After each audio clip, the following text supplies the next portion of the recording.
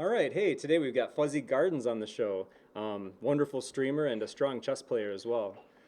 Fuzzy, good to have you on the show. How you doing today? It's good to be here. Thank you so much, Fortuna. Yeah, I feel great. Let's get to it. Yeah, so first I was kind of curious. We all know that you're streaming now, but how'd you find out about streaming? How'd you first get into that?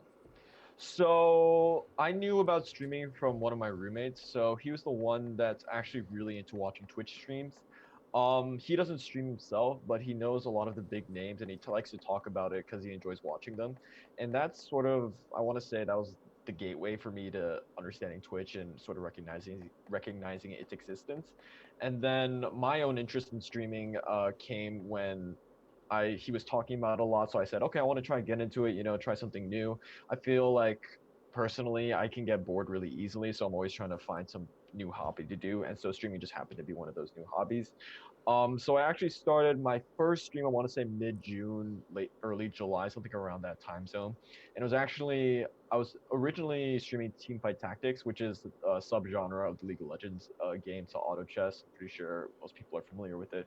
But yeah, I started off as pretty much every streamer does with no viewers. I think I had two viewers at most, and one of them was my friend who put me on his phone just to make me feel better about myself. But Yeah, yeah, that's so lonely when you first get started. You feel like you're like solitaire chess, like you're talking to yourself. It's challenging. yeah, exactly. And I mean, the whole point of Twitch is that you get to interact with other people. So if you take away that factor, then it kind of feels a little pointless. Right, I have to exactly. say, yeah. And with chess then, because you are strong at chess, like how old were you when you started playing? I want to say I started in elementary school, so I want to say 8 years old, 8, 9 years old, something around that time frame. Yeah, that Okay, and sounds like about maybe your right. classmates got you going on it then. More like at school, maybe you encountered it, or was that at home? Um, to be honest, I don't exactly remember why I started chess. I think honestly, the real reason is because it was an after-school activity that my parents would make me do. Okay, So I had something to do after school, and then I could hang around and then play chess, and then just go home a little later. I think because both of my parents worked, so I'm guessing I was like babysitting I see. to some extent. Yeah, Cool. I think it's probably the most logical assumption. And was it a game that pretty much grabbed you right away, where you're like, "Oh, this is a lot of fun," or was it kind of like, "Oh, this is a good way to pass time"? Like it wasn't quite where you are now with it at first, I assume, but was it pretty exciting to you? I think when I first started, it was really exciting to me, mostly because picked it up a lot quicker than my friends did. So it Hmm. was really me and one other friend who were better than, not to be cocky or anything, like 8-year-old cocky Connor walking around the elementary school halls. But I we were better. We were higher rated than the other kids in elementary school. So I think what really drove me, I think, was my competition with him because I was actually worse than my friend. I was lower rated than Oh, him, and he was a better player than me. So being number two really sort of lit a fire under me and made me want to get better and better. But at the same time, he also felt that as well. So it's the rivalry that kind of pushed us both forward. yeah, I So could see yeah, that. That's really nice when you find somebody, whatever your level of chess is. If you play other people that are at a similar level, I think it's always a lot more fun. Obviously, if you're losing every game, that's not fun. If you're winning every game a little bit too easily, that also kind of takes away the fun. So yeah, it's somewhat exactly. special in your chess journey if you can find people that are right there close to you. Right, Now, right. was there a time with your chess that you actually got into like books and videos and more like studying it, or has it always stayed a little more? When did you do that part? I guess. Yeah, absolutely. I was coached. I had coaches. I want to say all the way through till high school. Yeah. So I've been studying chess seriously, or I used to study chess quite seriously back from 8 years old, maybe a little bit later. I think eight through 10 or 11. That was when I was sort of playing and sort of banking on natural talent and just like learning the game. But I mean, well, natural talent only gets you so far. You have to eventually, hunker down to study the books if you want to get into it. So yeah, I read the chess books. Not so much video. I don't think video was that popular back in the day. Yeah. So it was mostly like in-person coaching and books. Those were the two biggest resources that I had. Yeah, I'm similar to you. I'm a little bit older and stuff, and because of that, I've definitely done the books. And as I see new people kind of learning more, maybe from videos and from software, and less with the books, I feel like something's kind of missing there because there was like a special journey with like just having the chessboard, looking at a book, kind of setting the book aside for a minute. So not looking at the book anymore, just looking at the board, thinking about the position that the book gave me, and really Mhm. diving into that. And I don't know Yeah. I don't know how you get that same experience digitally. It seems like it's a little bit harder to really dive into the board when you have an engine right there and you have somebody talking to you right there. And because you have like spoon feed you, here's an answer. You're kind of missing sometimes that beautiful thought development process that makes a lot of us stronger, you know. So it's cool that you also share that the book part. Yeah. Um, it looks like you may have recently graduated college. You mentioned. So where'd you go to Yes. school? So I think I mentioned briefly before I went to USC. That's the University of Southern California. Wow, wow, Yeah, well, actually, I was born and raised in New York City, so going over to the California, over to the West wow. Coast was a pretty big change for me, but I think necessary at the same time. It was really nice to see a change of pace and sort of different lifestyle because the two countries, or not countries, oh my goodness, the two states are really different, Yeah. and it was really cool to experience both of them. So Yeah. it's either Alaska, Hawaii, or where you ended up in terms of like Yeah, being far away from in your. terms of as far as Yeah, possible. Yeah. your parents are like, so we're in New York, which has lots of big universities, if you didn't know, and but you're going where again? Was that really hard, like a hard sell for the family, or were they pretty just excited because of the university? Obviously USC being a very big one. So Um, there was really no resistance. I think that anywhere I went, my parents would have supported me. So, um, there's no pushback for me going that far away. So, I mean, if I was interested, they were interested too. So I think it that's was so good. fine. Yeah. That's wonderful. It's always nice when the parents are supportive. I know some parents, it'd be really hard. I'm helping raise my girlfriend's kids right now and stuff, and if they went that far away, it's just kind of hard emotionally, I think, Hmm. but it's we have like just like what we're doing right now. We have these meetings. We can do things over the web, so you can actually have that in-person experience and be very far away. Um, Right. cool. All right. And then what'd you work on for your degree then? What'd you end up studying?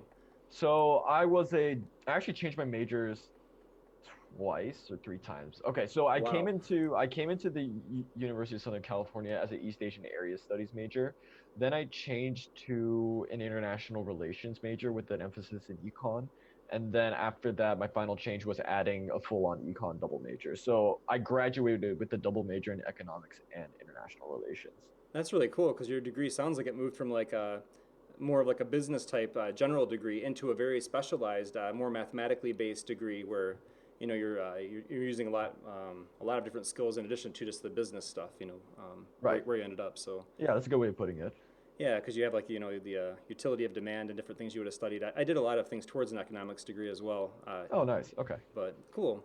Awesome, man. And then now with the stream and stuff, what are some of your favorite parts about streaming? I know we've all got those things we enjoy, but what are some of your Right. favorites?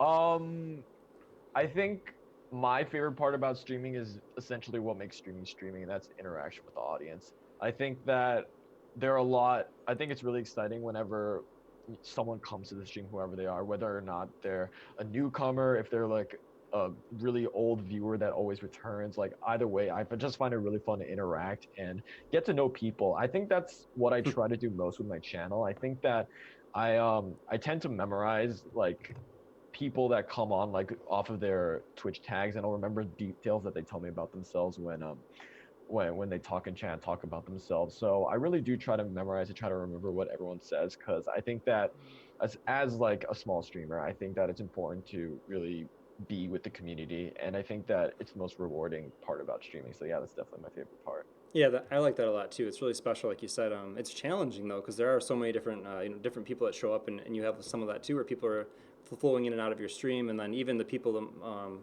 I think it was maybe far away, and I were talking the other day about how our main viewer base will change quite a bit. Hmm. So because of that, you kind of have to be on your toes, and it's never the same, which is fun too with streaming, right? Because it's Right. different people and all right, cool. And then what when you're streaming, what are some of your favorite things to do? Like I know Art Vega really enjoys the simuls. Hmm. Squirrely will do like a longer chess game with analysis. Like where do you see yourself in terms of like your niche with what you're sharing with chess? And I've got some Hmm. of it playing here in the background as well as we're talking, but Sure. um, Um, so generally when I play chess, I always advocate for this on my channel, but if you're trying to improve in chess and that's like your goal and you're lower rated or maybe even intermediate level, I always recommend playing longer time controls because when you're learning chess and you're trying to learn tactics or openings and stuff like that, you really need to allow yourself the time to think things through. So because of that, it's really hard because I want to balance like good gameplay with good interaction, and it's you have to be able to sort of recognize um like what's going on in your own stream and which decision you should make. So usually I settle on 10-0 games, and the reason why I do that is because it gives me a decent amount of time to think things through, so it's not like I'm just rushing everything through. But uh at the same time it does feel a little fast sometimes just because I have to give time for interaction and stuff like that. But yeah, I like the 10 games. I like playing with viewers a lot. People tend to, I think that's one of the main draws of the Twitch chess community. I think if Yeah. is like a newcomer can just pop into a chat, say, hey, can I play a game, and then the streamer's like, yeah, sure. So I tend to play with viewers a lot.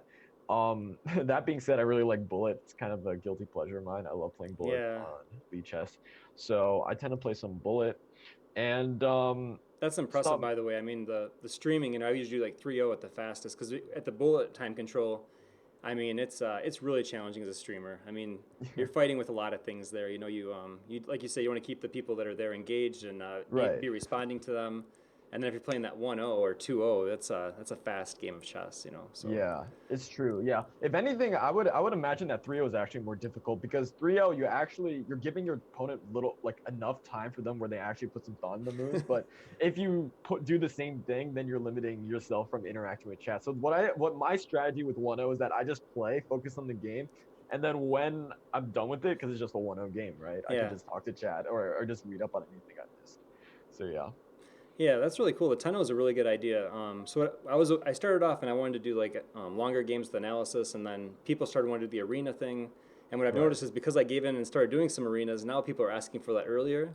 But then I Hmm. can't keep up. If I do a 3-0, I'm losing the chat. I'm not Right. because the games just keep coming. So I think that's really good advice that you're giving there to other streamers as well. As maybe that 10-minute time control both gives quality of game and the ability to keep those conversations going that are so Yeah. important for Twitch.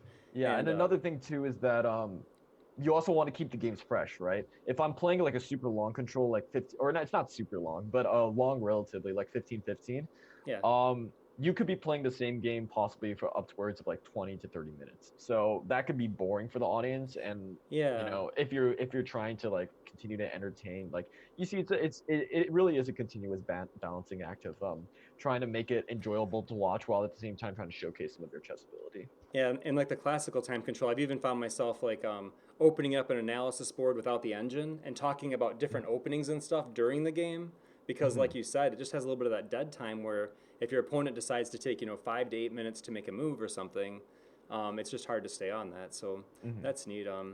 And then your channel seems to be doing quite well. I really enjoyed coming on and visiting with you. You had a really Thank engaged you. audience, chatting away. I was really impressed with your layout as well. Um, what do you think? Like when you first got started, I know a lot of us are looking for like how do we attract the viewers and stuff. So I Mm-hmm. think you've already told us, engage the people, talk with them. But what were some of the things I guess that you found to be like challenges that you maybe overcame really well as you began to do your stream that have helped attract people? I guess. Sure. So I think what's really important if you're a new streamer just starting off is that never think of your stream as finished. Always think of it as a work in progress. I think that I always had that mentality, especially you can see how much my layout has evolved from the very first stream to what it is right now. Um, I like to watch other streams a lot too. I think interaction. I mean, this is a little bit specific to the Twitch chess community, but I believe we're pretty tight knit compared to other categories on Twitch. Oh yeah, I think definitely. that yeah, yeah. So I like popping in on other streams. I like popping in on your stream as well, and seeing what other people are doing, what's working out for them as well. Saying hi, checking out what's up, and just spreading love and all that jazz. Yeah, I think So like you mentioned, the chess players being close. Part of that too is just the fact that what we're playing. I mean, there's a lot of mutual respect with being a strong chess player, and many of us that are streaming chess have gotten quite strong. Like our games when we played each other, those are some tough games. Like you're a very talented player, and obviously the coaching helped out. But yeah, what else with the stream? yeah, sure. So, I think that if you run into technical issues, if you're going to give up easily, I think that I think that you should definitely push forward because I experienced a lot of technical difficulties when I first started. So I was always thinking of how I can circumvent them, how I can make it better. And this is just for the physical layout of the stream too. I Yep. think what's really important is that if you plan on streaming chess and like playing chess games on your screen and you expect to grow big, I think that's just false. Like it's not really going to happen. You have to think about what sort of sets your channel different from others, and you need to just think about how, like, you could think about how you're going to attract viewers. That's fine, but I think that more important than that, it's the content you're creating. If you're not creating good content, people aren't going to come, and even if they do come, they're not going to stay. So I always think to myself, like, when I before I go on a stream, or if I'm trying to plan like an event with someone else, how do I make this more entertaining for the audience? How do I make it so that they're enjoying it more than I am? You know, because of course it is a personal enjoyment as Oh well, yeah. but I want to. I put the I think I almost to a fault. I put the audience at the front of my priorities. So I think that if you're trying to start streaming and stuff like that, it's not a bad idea to write down your goals. I actually have a notepad on my phone that I have written several goals, and yeah, I mean, keep pushing. That's it. Yeah, and you got to be ready, like you were saying, for those technical failures. Like I wasn't ready for a lot of that. I thought, OBS seems so powerful when I first fired it up. I'm like, this is going to be so easy. I'm going to hit Hmm. record. I'm going to start talking. Life goes on. Everything's great. And then I get feedback. Your video and your sound are out of sync. Oh, your video's clipping. You're at too high of a resolution. You're at too low Yeah. of a resolution. I can't see it on my phone. I can't. Can you change this? Can It was a big surprise to me. All those types of things that came up, and of course we're not playing a simple game. We're not like tic tac toeing it up or something. So when, Right. when you're like playing these thoughtful games against very strong players, it's really challenging to have that like while you're doing it. Hey, can you fix this? Can you? So I think like you're saying there, people need to be ready for those kind of things as well. Hmm. Um, and then one other wonderful thing. I'm gonna keep going back to this, like you said about memorizing people's names, like. Anything with social media wise, these games, if you really want to make it big in this world, you really do have to get to know people. And it's amazing how off-putting it can be to a streamer, someone viewing the stream that is, if you're not paying attention to them. Hmm. They'll call you out on it. And, I had someone recently actually pointed out something with that with me, and I was like, oh yeah, that's right. I didn't notice you tell me that before. There was a young lady that I was playing that was always beating me, and I didn't put Hmm. together who it was right away because she wasn't always sharing that. But yeah, Hmm. definitely good that you're doing that. Hmm. Um, so in terms of events and stuff, um, what kind of events do you think you'd like to do coming up here? I've got one idea. I think actually a couple ideas, but I'm thinking this interview thing's kind of neat to get to know people, but then also maybe some kind of like mutual stream thing where like we go like one stream to another and try to schedule it together. And one thing I'm not doing good at is getting people aware of when I'm streaming. I do Hmm. have a schedule, but I think that's another powerful thing is your viewer base has to know when they can see you. Like, Yeah. Exactly. are you using Discord for that, or how are you getting across to them that you're going on? So yeah, I do use Discord. I have a Discord. And I have a bot set up that tags everyone whenever I go live and gives them a link Cool. to my stream. I always when I'm in when I'm on stream, usually towards the end, I'll always ask people to join the Discord. You know, if you enjoy it, if you want to see more stuff like that. Because I know even though you get like the emails and stuff for Twitch follows, sometimes people things get lost in the email. So you want to create as many opportunities for potential viewers to come onto your stream when you're going live. Yeah, that's cool, man. It's really cool that you're so young and you're already accomplishing so many things here with this, degree from USC and the stream channel. And it's hard to get people to understand with Twitch and everything, what's really involved in that. Because I think on the surface, it's like, aren't you just recording a video of your screen and your pictures there? But it's so much more when you start doing it, like you were saying with the technical stuff. And it's also, I would also say to someone that was getting started, reach out to other streamers. There were several streamers that helped me out with some fails that I was having. They're like, "Hey, man, to avoid this troll guy, don't give him so much attention." Have you found ways to deal with trolls? Have you had much of that, or I actually find that I kind of enjoy trolls, which is kind of strange thing to say, but enjoy trolls?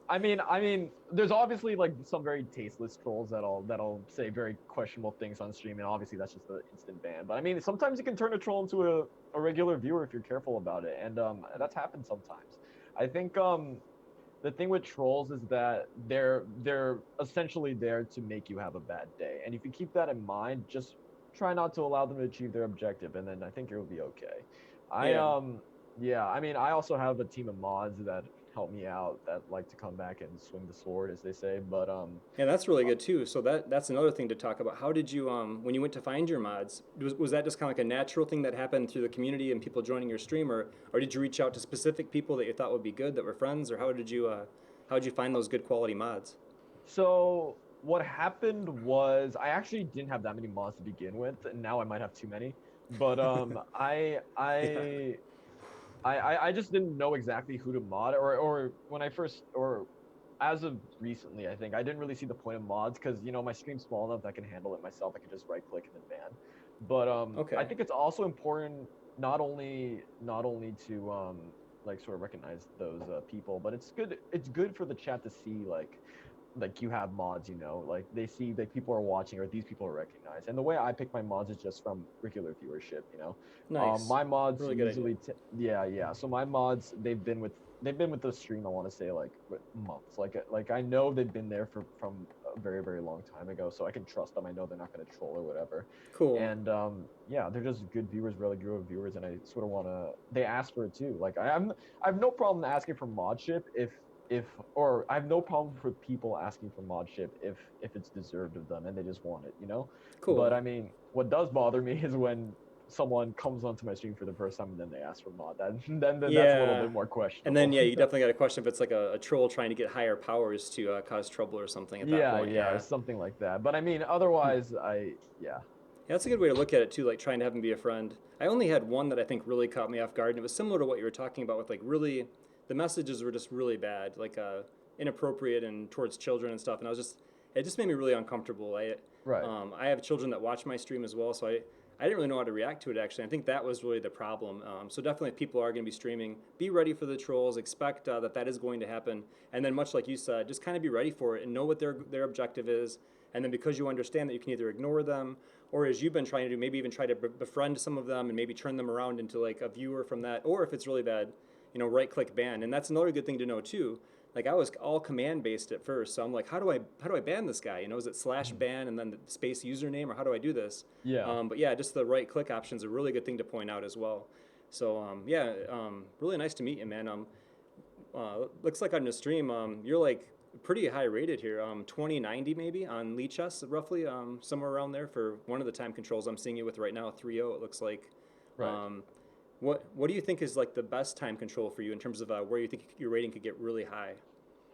Uh, Personally or in general, For like yourself, for a I general guess. chess audience. Yeah, not like for anybody. I mean, I think everyone's gonna have their strengths. Some people play quicker than others, and Right. such. But for yourself, yeah, where do you think that like you could have like that? You're already pretty close, but like 23, 2400 plus rating.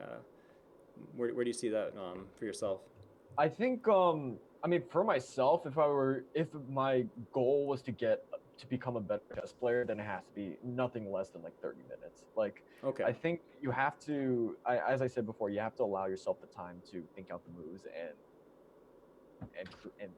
create tactics in your head, create game plans and stuff like that. So if my focus and intention were to get better at the game, then that's what I've been doing all the time.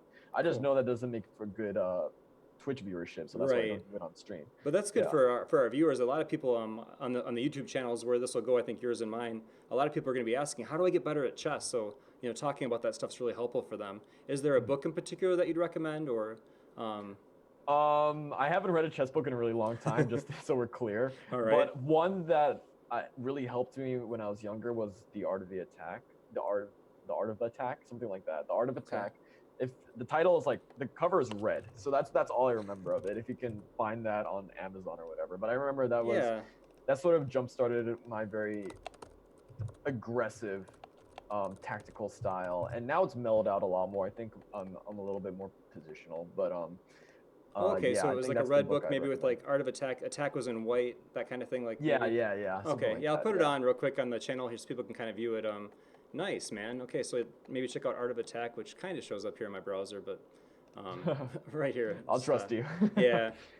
Anyway, that's really cool. What about the coaching and stuff? So I know you mentioned your parents helped out with that, but for people that are looking for a coach, where would you say they should be looking to find that coach or find someone to work with them if they're trying to improve?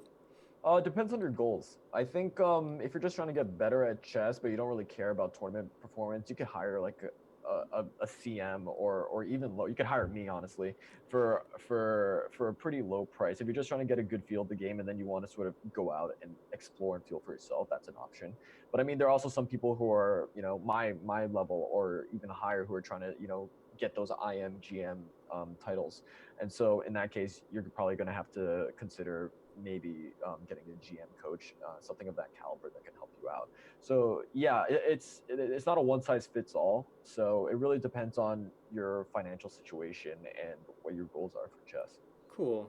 Yeah, that's awesome, man. It's always nice with these interviews and stuff too, just to find a little bit more about the person and how they grew with chess and maybe advice they have for others. And good to know that you're someone that they can reach out to as well. So if you guys Mhm. had the opportunity, check out Fuzzy Gardens, go on his show, and reach out to him through the chat and say, hey, man, I want to learn more about chess. Maybe maybe you can push me in some directions with learning. And then in terms of like breaking up your time. Do you feel like maybe studying tactics or studying end games or studying openings? Like, what do you think most improved your game as you were studying? What most improved my game? um, right now, I consider the middle game my strongest phase, Okay. and I think that the reason why is because I spent a lot of time on puzzles and tactics when I was really studying chess intensely. So I would say my tactics and puzzles are pretty solid as of now. But I mean, it's different for every person. It's Right. not never a one size fits all situation. But if I were to choose something that I'd like to improve, it's definitely be my end game, because I think that the end game is essentially where like the better, like you could see who the better player is with their moves. And I think I that see. because there are less pieces to work with, there are less variables. It's whichever player can get the most creative with those moves and do something about it. So yeah. Nice. And then with the middle games, do you think as well that you're like everybody always talks about this, Dave, like a middle game plan. So with different openings, you're probably understanding like where your pawn breaks are or where you might be able to create a weakness in your opponent's camp. Is it that kind of stuff with the middle game that you feel like you're strong at as well? I know you mentioned tactics, but that we're always looking for those. But I feel like to be good at the middle game, it's got to be something about those positional advantages too. Mhm. Yeah, exactly. So something that I tell my students, and I do have students, check me out. But there are three things you really have to keep in mind for the middle game, and that's one, king safety, two, piece development slash activity, and three, pawn structure. So if you're always looking for those three things, you're asking yourself how those things, how those variables are relative to your opponents. You're going to be able to get the advantage over your opponents more often than not. Nice. That's really cool, man. Well, I think that'll be very helpful for our viewers, and I feel like we've learned a lot about you today. Is there anything else like that you want to share? Just maybe something that you think viewers would like to know about you. Maybe a Sure. fun story from when you were younger, or something that a favorite TV show. It could be just something like that. Just something that you think they would maybe feel like, oh, I kind of know Fuzzy now. He did this thing, or I don't know. I Sure. know a lot of people want to get to know us better, and as we grow and there's more people in the chat, it's hard to have that like one-on-one with you. So. Right. Um, Try to give them something like that, I guess. Yeah, sure. I guess I'll start off by saying I wanted to talk a little bit more about my stream journey and where I've started. I think that I don't ever want to come off as cocky, so I'm very cautious about that. But I do feel very fortunate, very lucky, especially, as I mentioned before, the very first raid that kind of jump started the channel and kind of took me. I really do attribute it to where it's gotten me today. Yeah, you said Um, the very first time you streamed, you actually got rated that time, correct?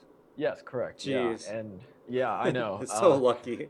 It feels like it was like a sign or something, and so I decided, I'm gonna just run with it. And then But real quick, just for the YouTube people, because they might not know about this. So when you get rated on Twitch, what Fuzzy's describing there is another streamer somehow on his very first stream said, "Hey, Fuzzy Gardens is out here. I'm ending my stream. I'm gonna send my viewership over to Fuzzy." A somewhat miraculous thing to have happen. Many of us, when we're first starting out, we might not get a raid for several streams, 5, 6, 7, or even more. mhm. So that was really good that happened for you. I just want to give that background because again, we're going to be on Yeah, of YouTube, and course. some people will be like, a raid? What are you talking about? Like, that might have a totally different meaning than the positive thing that happened. So keep going. Sorry to interrupt you there. Right. Yeah, no worries. But yeah, I think I always constantly think to myself like it's like a work in progress. I'm constantly trying to think of how do I make the stream better? How do I make it for people to enjoy it more? And I think that something I tell new streamers is that it gets frustrating sometimes, and that's just the way it is. Yeah, definitely. It's not always going to work out in your favor. In fact, more oftentimes than not, it's not going to work out in your favor. But what's gonna get you is determination and commitment to the stream. How much you love streaming, how much you enjoy playing chess, and I think that will take you very far. So I mean, I still think I have a long way to go. I mean, I'm not even halfway there to partnership, and that's one of my goals Yeah. eventually. So That's a tough goal, by the way. I mean, it partner is, partner yeah. has three requirements. I find myself two of the three requirements really aren't that hard or seem like they're easier. But that 70 plus viewership, whatever that is, Yeah, 75, exactly. that is a really tough goal. It really is. Yeah. It's So yeah, just like I'm asking myself like, because there's in order for a stream to go, it's like two conditions need to be correct, right? One is that people are aware of your stream, and two is that your stream is good.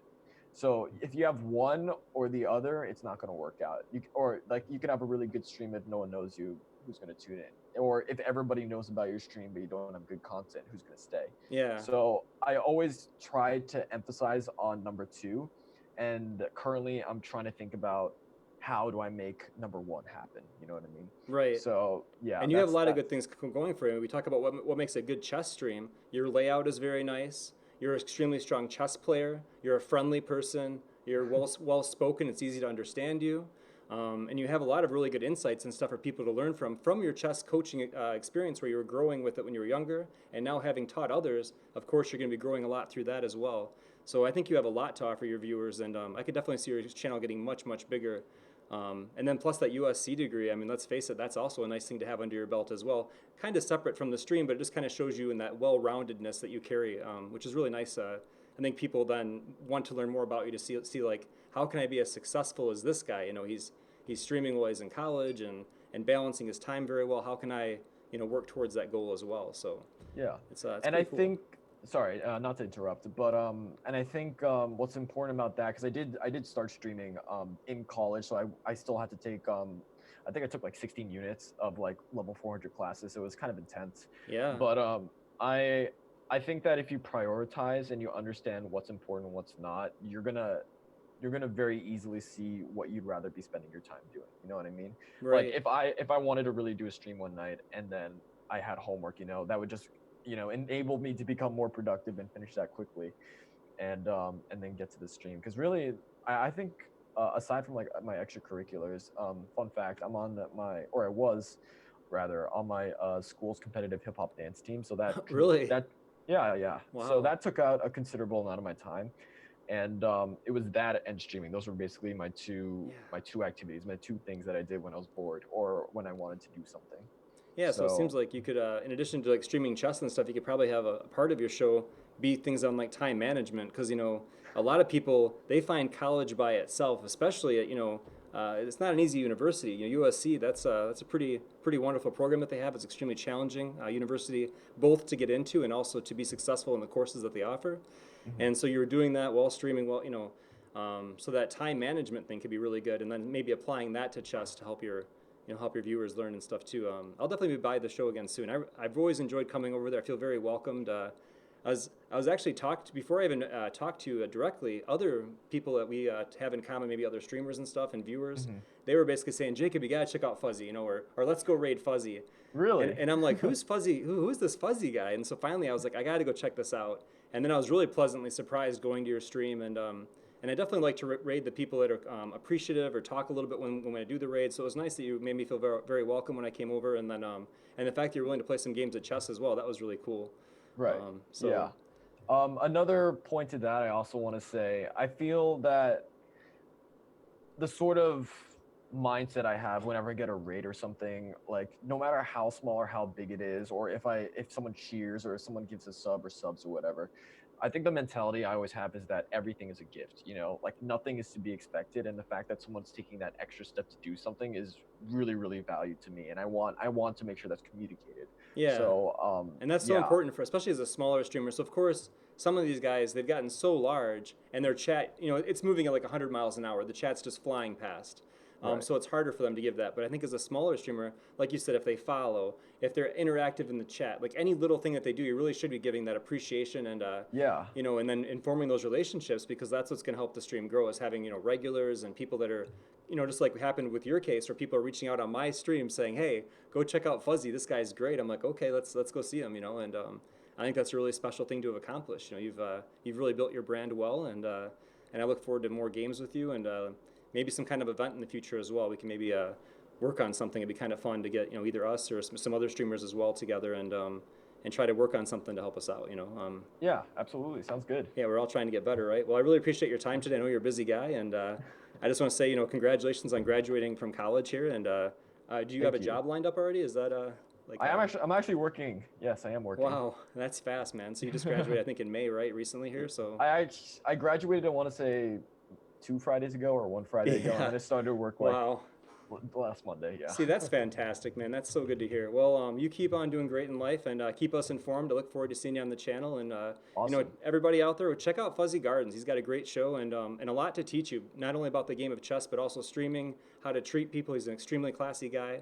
And just look forward to meeting you and meeting you again, I guess, spending more time with you. So have a Yeah. wonderful Thank you day, so and much. we'll look for you again real soon here. You take Yeah. care, Thank you for Fuzzy. having me. You take care as well. Yeah, thanks a lot, man. Bye. See ya.